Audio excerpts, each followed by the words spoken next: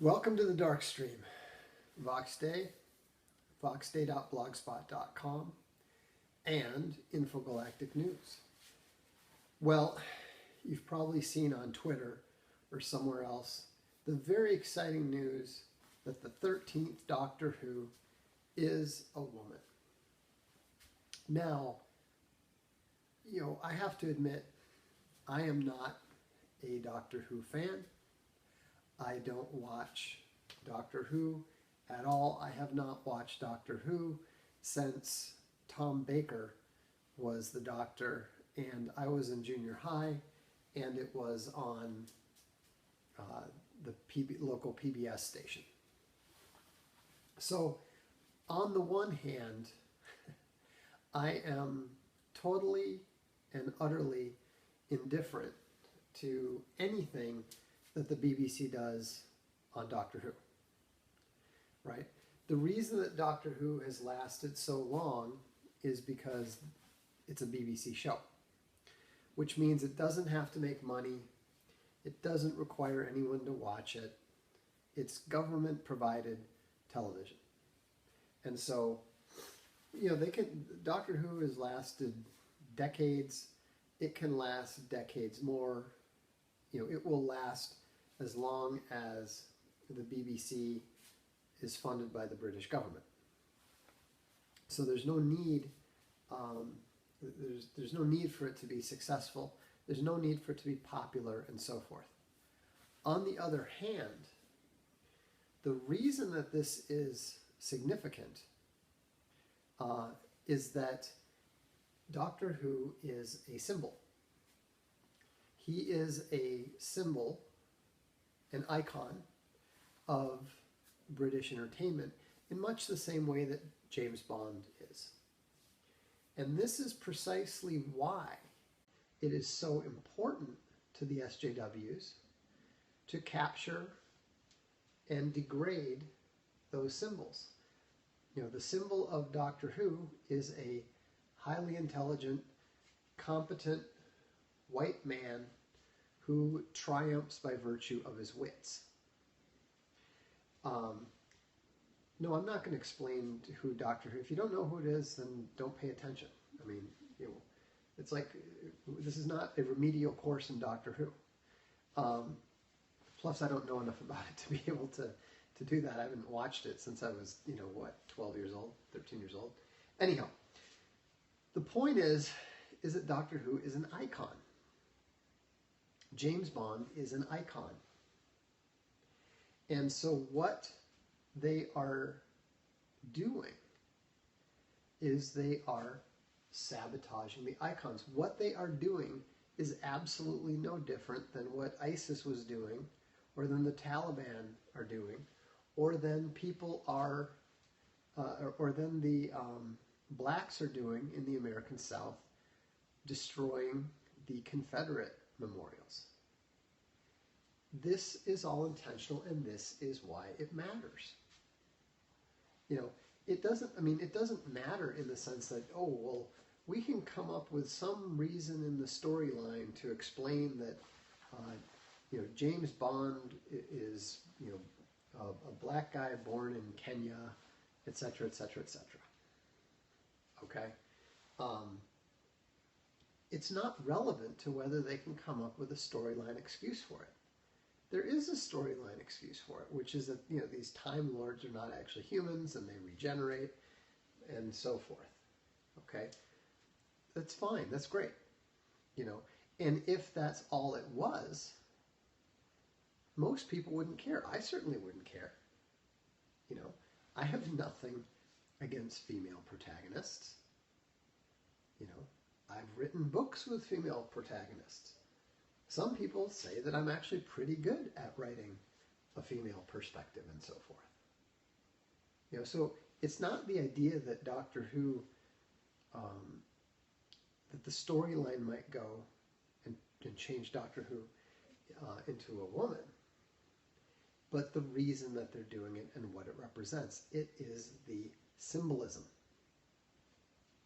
And so the whole purpose of making the 13th Doctor a woman, the whole purpose of making James Bond black or gay or something else is specifically to degrade the white male icon, to eliminate the white male icon. They are attempting to remove the iconic aspects of the symbol.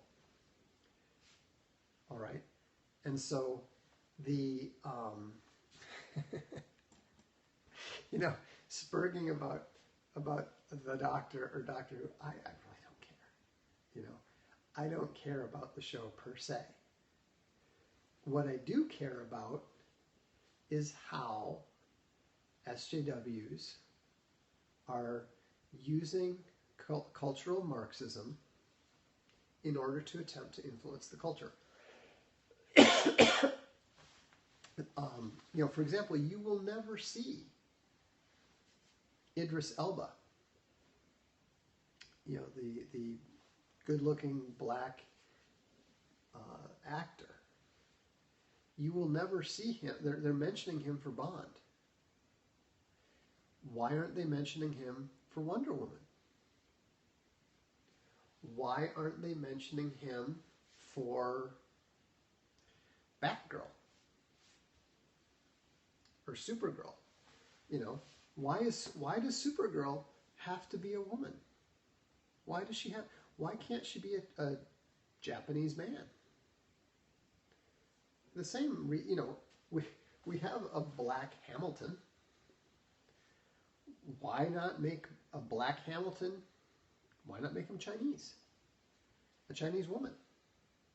After all, it's all just identity. But if you notice, it always goes the same way. You know? I mean, do you think that they would be okay with Muhammad Ali being portrayed by a chimpanzee? I mean, humanity is just a construct. Race is just a construct. You know, why not remake The Color Purple and replace Oprah Winfrey with a monkey?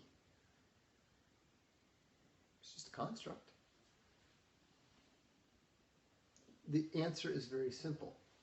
Because it is all symbolism. The icons that they are attempting to destroy are white male icons. They are attempting to destroy the West. That is what they want to do. That is what they seek to do. That is what they are doing. And so these things are not accidents. You know, if you're discussing these things in the context of, well, you know, the storyline, you know, the storyline permits, blah, blah. So what? It's not about that. It's about the symbols. Is it working? Not particularly.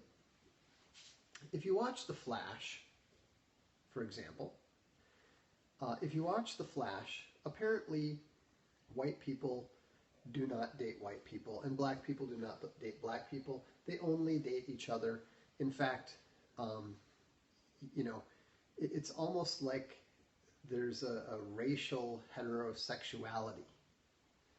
You know, it's like men only date women and blacks only date whites or something. I mean, it's totally ridiculous. But is it working? Not at all. For all the mud sharking, for all the nutmegging, by the way, there's a historical term for you.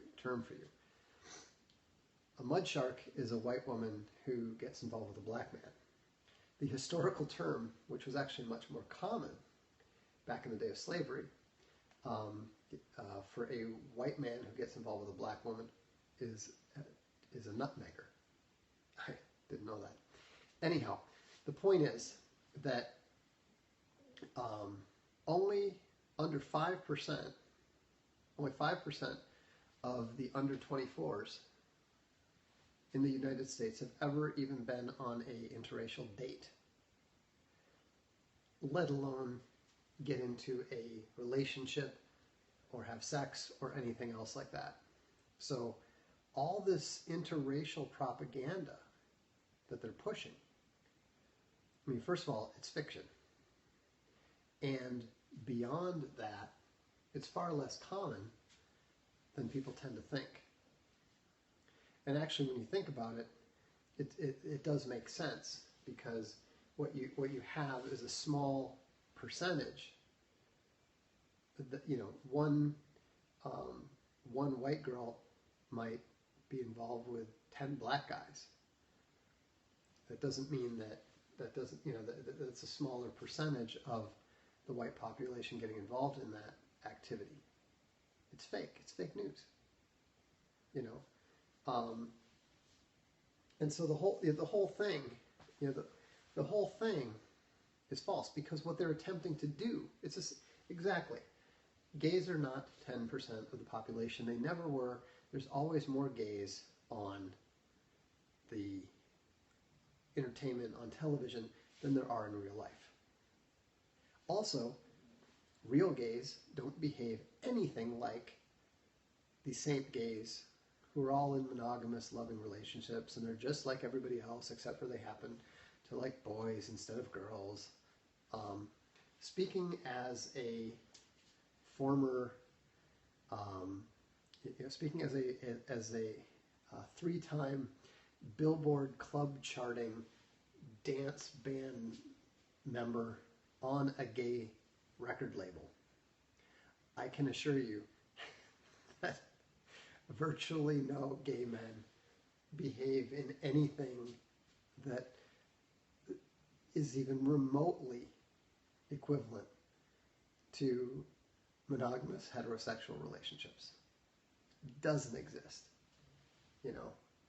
I mean, it's just absurd. And if they ever showed that on television, people would just turn the channel. I'm not saying that it never happens. I'm simply saying that you know, it's a lot more common for them to basically be involved with multiple different people on the same particular day. You know, my friend Francine, I mean, and that's the thing about, and that's the thing you have to understand about gays in general. Most of them are only interested in sex. I mean, literally, you cannot get them to talk about anything else. You know, there's a couple gays among the regular readers at VP, and I've had to tell them, look, it is not your mandate. It is not your mission to communicate to the straight world what the gay world is like, because that's all they want to talk about, you know. Fortunately, they've, you know, the regulars who have lasted have gritted their teeth. You know, it's kind of funny. I actually have to give Big Gay Steve is one of the guys. I have to give him credit every time that, like, a subject that is tangentially related comes up, and and he doesn't, you know, I can tell he's just gritting his teeth. You know, I was like, hey, good job staying on target, you know. But, you know, that's what the media lies. Because what they're trying to do is they're trying to make their preferred narrative come about. It's basically just like the advertising industry. A lot of entertainment, not all of it, but a lot of entertainment is essentially advertising for the reality that they wish to be. And so, you know, it's just, yeah, people have seen me put that up in the comments occasionally. Stay strong, Steve. You know, but anyhow, but that's what's going on with Doctor Who. Is, you know, Doctor Who is